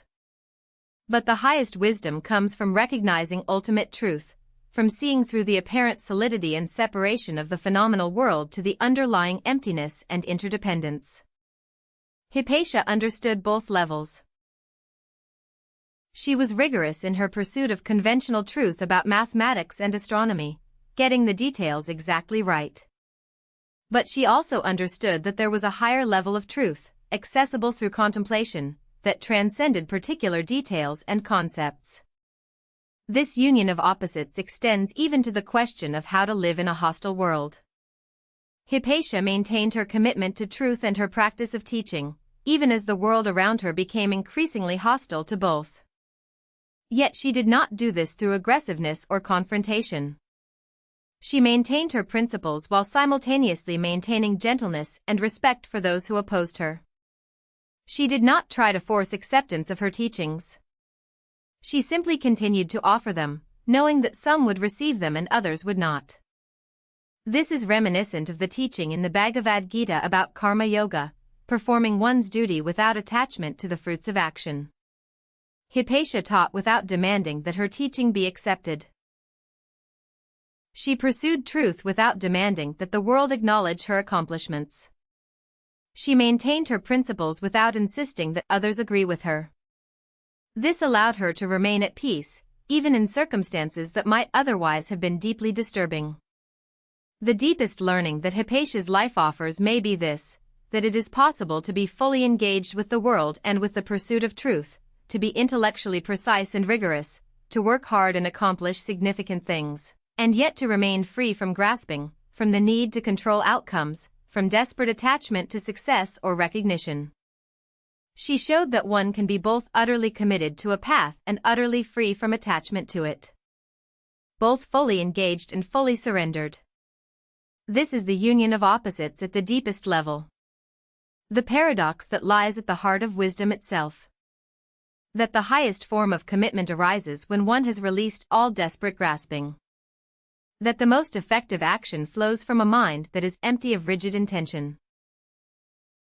That the deepest peace coexists with profound engagement in the world. This is the teaching that Hypatia's life offers to us. Not as abstract doctrine, but as lived demonstration. She showed, through every aspect of her being and action, that these opposites can be united. That we do not have to choose between the active and the contemplative. Between the precise and the intuitive. Between commitment and freedom. Between engagement and detachment. The path of wisdom, as Hypatia embodied it, integrates all of these apparently opposed qualities into a unified way of being. Our journey through Hypatia's life now comes to its final chapter. We have walked through the streets of ancient Alexandria with her, studied mathematics and astronomy at her side, learned about the philosophical principles that animated her quest for truth, and contemplated the legacy that she left behind. Now, as we near the end of our time together, it is appropriate to reflect on what this journey has meant, and to rest in the deeper dimensions of understanding that Hypatia's life offers. The Library of Alexandria, where so much of Hypatia's learning took place, was more than a physical repository of books and scrolls. It was a symbol of something profound, the human capacity to gather, preserve, and transmit knowledge across generations. The library was a physical manifestation of a spiritual principle, that truth can be preserved and transmitted, that the insights of one generation can become the foundation for the work of the next generation, that human consciousness can evolve and deepen through the accumulation and refinement of knowledge. But there is another library that is even more profound than the physical library of Alexandria. It is what we might call the eternal library, the store of wisdom that exists not in physical books or scrolls, but in the hearts and minds of those who have awakened to deeper truth. This library is accessible to all beings, at all times, in all places. It is the accumulated wisdom of all the contemplatives, philosophers, teachers, and seekers who have touched upon something real, something true, something sacred. Hypatia was not merely a guardian of the physical library of Alexandria. She was, in a deeper sense, a librarian of this eternal library. She preserved wisdom. She studied it. She understood it. She transmitted it to her students. And she added her own insights and discoveries to the accumulating treasury of human understanding. When we study Hypatia's life, when we learn about her mathematical discoveries and her philosophical teachings, when we reflect on the way she embodied the pursuit of truth, we are, in a sense, accessing this eternal library. We are drawing on wisdom that has been preserved across centuries. We are participating in a conversation that began before Hypatia was born and that continues after her death. This is why the legacy of great teachers like Hypatia remains so vital. Because each such teacher is a doorway into this eternal library. By studying their lives, by learning from their teachings, by recognizing how they embodied wisdom and awakening, we gain access to dimensions of truth that might otherwise remain hidden from us. The Buddhist concept of Sangha, the spiritual community, extends not only to living teachers and practitioners, but also to all the awakened beings of the past. When we study the teachings of the Buddha, when we read the accounts of enlightened masters, when we contemplate the lives of great spiritual practitioners, we are participating in Sangha across time. We are connecting with a community of seekers and teachers that extends from the past into the present and into the future. In a similar way, when we study Hypatia and recognize her as an exemplar of wisdom and the pursuit of truth, we are participating in a larger community of seekers. We are joining with all those, across centuries and cultures, who have dedicated themselves to the pursuit of knowledge, the awakening of consciousness, the service of truth. The physical library of Alexandria was destroyed over the course of centuries, partially through warfare, partially through accidents, partially through the deliberate suppression of pagan learning as Christianity became dominant. But the knowledge that was preserved in that library did not die. It was transmitted onward through countless scholars and teachers. It became woven into the fabric of Islamic learning, and then was recovered by medieval and Renaissance scholars in Europe. It continues to form the foundation of modern science in mathematics and philosophy. And in a similar way, the wisdom that Hypatia preserved and transmitted did not die with her. It was preserved in the hearts and minds of her students. It was transmitted through the centuries. And it continues to be accessible to us, to those of us who come to her teachings with an open heart and a genuine desire to understand. What is it, specifically, that we can learn from Hypatia? What wisdom does her life offer to us? First, we learn that it is possible to be both intellectually brilliant and spiritually awake. That these are not opposed qualities, but complementary aspects of a fully developed human being. That the pursuit of understanding and the pursuit of wisdom can go hand in hand. Second, we learn the importance of precision and care in our thinking and inquiry. Hypatia did not accept sloppy thinking or approximate answers. She held herself to the highest standards of intellectual rigor. And yet, she did this not from a place of arrogance or a need to prove herself, but from a genuine commitment to truth. We too are invited to bring this same precision and care to our own inquiries, to hold ourselves to high standards, not for the sake of personal accomplishment, but for the sake of serving truth. Third, we learn about the possibility of teaching as a spiritual practice. Hypatia did not teach in order to gain fame or power. She taught because she recognized that there was a hunger in human beings for wisdom and understanding, and because she could not help but respond to that hunger. She taught with generosity, without hoarding knowledge or using it to maintain power. We are invited to consider how we might bring this same spirit to whatever teaching or sharing we do in our lives. Fourth, we learn about the courage that is possible when one is rooted in commitment to truth. Hypatia maintained her principles, continued her teaching and inquiry, even when the world around her became increasingly hostile. She did not compromise. She did not flee. She did not allow fear to silence her. We are invited to consider what principles we are willing to stand for, even at great cost. Fifth, we learn about the fundamental interconnectedness of all knowledge and all seeking. Hypatia's mathematics was connected to her philosophy, which was connected to her astronomy, which was connected to her spiritual practice. She did not compartmentalize knowledge into separate domains. She saw the underlying unity. We too are invited to look for the connections, to recognize the unity that underlies apparent diversity, to see how different fields of knowledge and practice illuminate and support each other. Finally, we learn about the possibility of remaining free and at peace, even in the face of external hostility and uncertainty.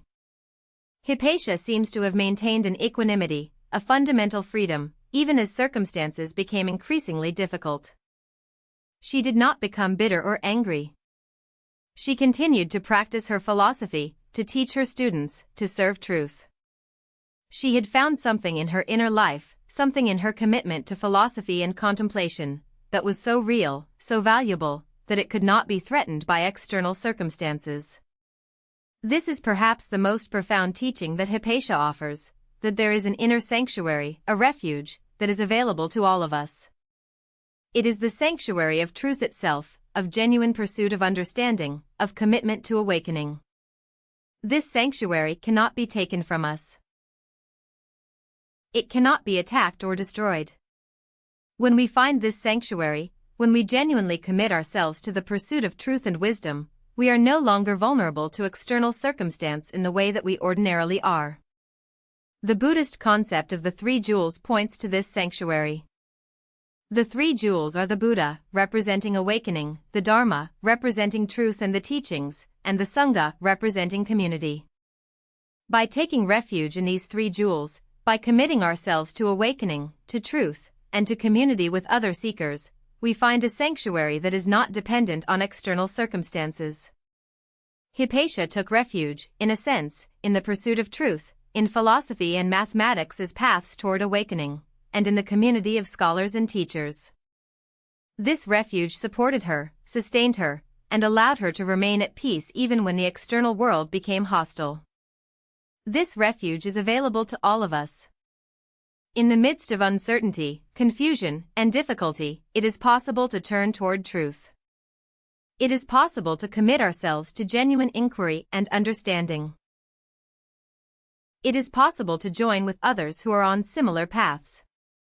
And in doing so, we find something that cannot be taken from us, a fundamental peace that rests not on external circumstances, but on the alignment of our consciousness with what is true and real. As we prepare to close our time together, as we prepare to release this journey through Hypatia's life and wisdom, it is good to rest for a moment in the recognition of the eternal library. Recognize that the wisdom that Hypatia accessed is still available. The path toward awakening that she walked is still open. The principles of truth and beauty and harmony that animated her life are still operative in this universe. You are now a part of this chain of transmission. You have received something of Hypatia's wisdom. You have heard her story. You have been invited, through learning about her life, to consider your own commitment to truth and awakening. And now you have the opportunity to pass this on, to share what you have learned, to invite others into deeper pursuit of truth and wisdom, to become, in your own way, a guardian and transmitter of the eternal library.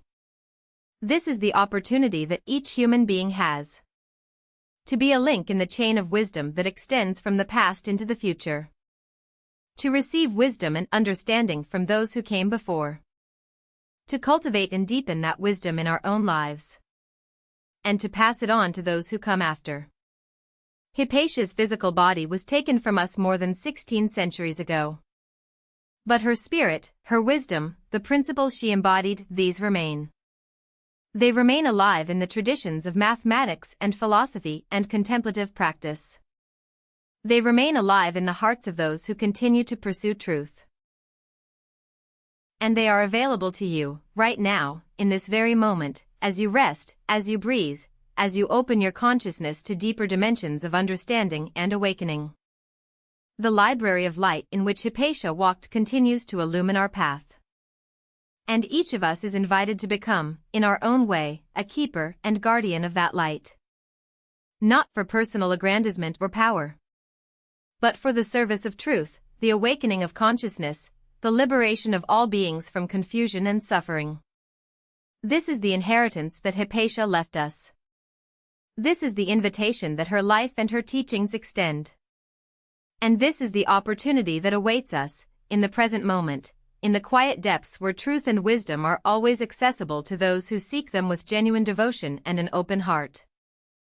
As we prepare to close this journey through Hypatia's life and teachings, as we begin to release the thread of narrative and return to the depths of rest, there is one more thing worth contemplating. Throughout our time together, we have been tracing the path of a single individual, Hypatia of Alexandria, as she walked through her life, pursued truth, taught her students, and faced the challenges and hostilities that her commitment to wisdom brought upon her. But in doing so, we have also been tracing something more universal. We have been tracing the eternal human quest for understanding, for awakening, for wisdom. This quest is not unique to Hypatia. Across all cultures, all times, all eras, there have been human beings who have felt the call to seek truth, to awaken consciousness, to understand the deeper mysteries of existence. There have been philosophers and mystics, scientists and contemplatives, artists and seekers of every description. All of them, in their own way, have been walking the same path that Hypatia walked. All of them have been participating in the eternal endeavor of consciousness awakening to itself. And now, each of us is also walking this path. Whether we recognize it or not, whether we have consciously committed ourselves to it or not, we are all engaged in the process of consciousness becoming aware of itself, of human beings gradually awakening to deeper and deeper dimensions of truth and reality. Hypatia's life is not merely history. It is a mirror in which we can see our own quest reflected. Her challenges are not merely ancient past events.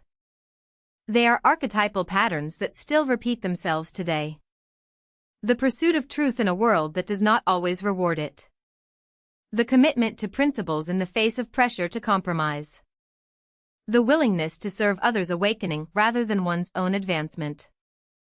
The capacity to remain at peace even when external circumstances are difficult.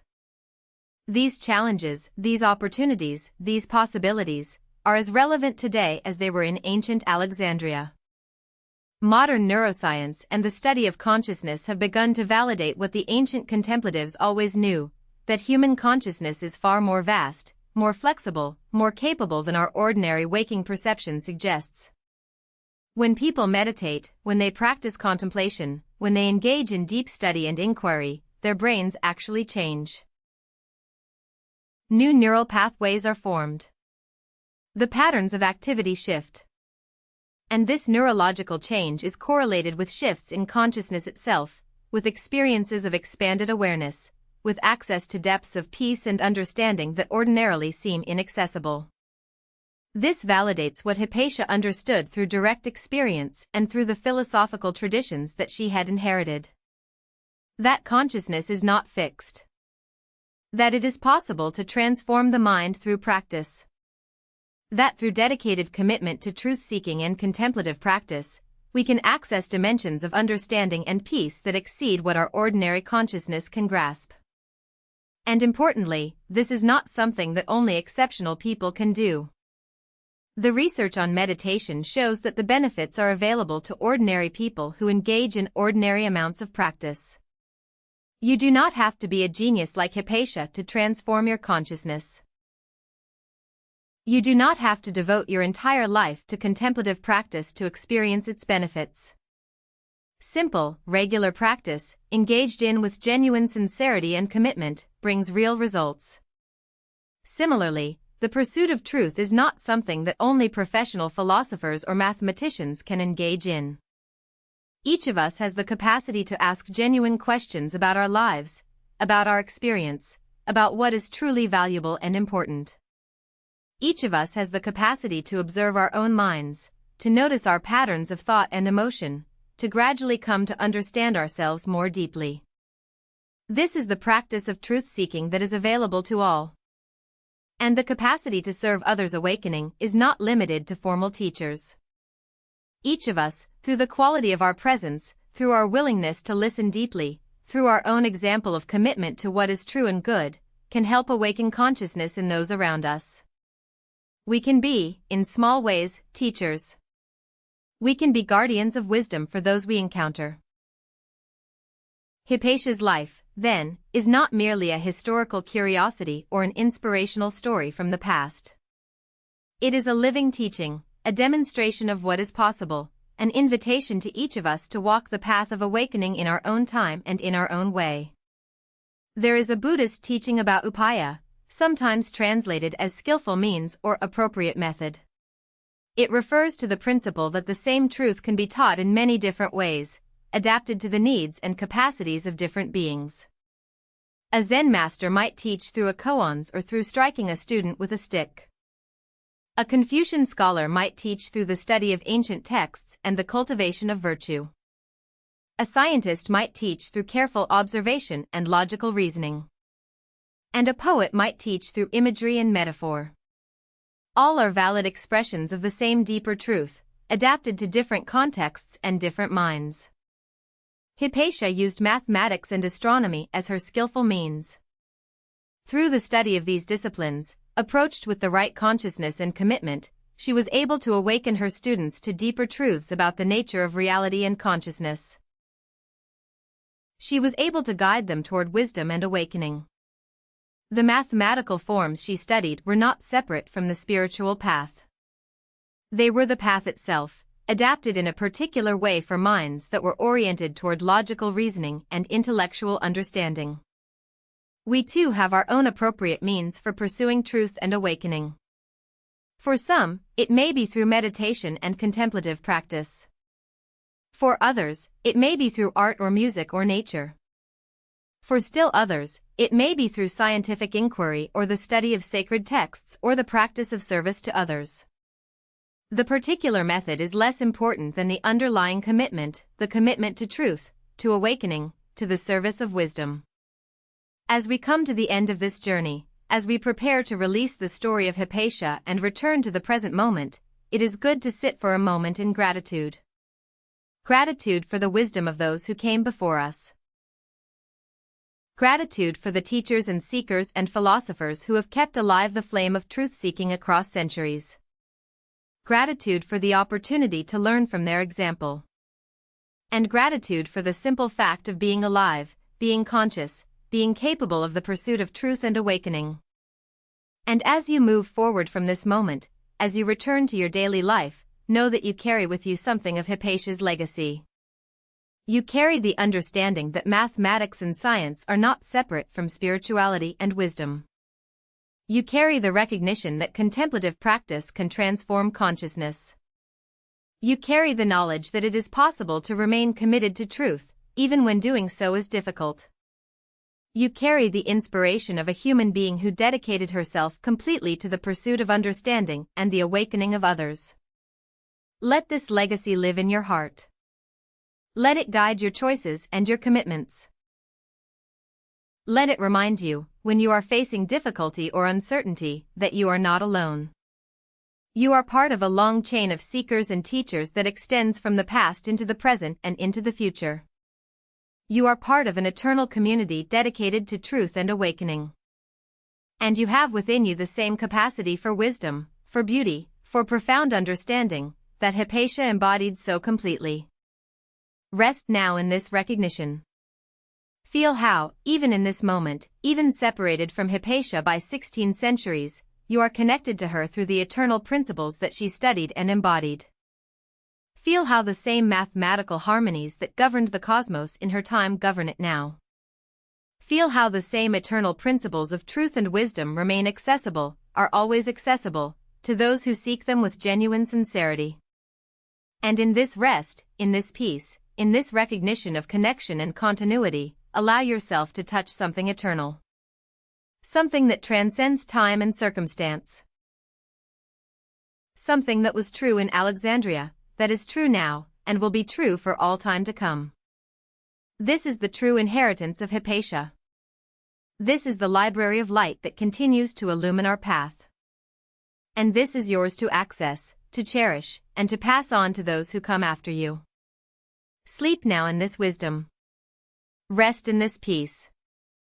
And know that in the depths of your own consciousness, in your own capacity for truth-seeking and awakening, Hypatia's legacy lives on, waiting only for your recognition and your commitment to bring it fully alive.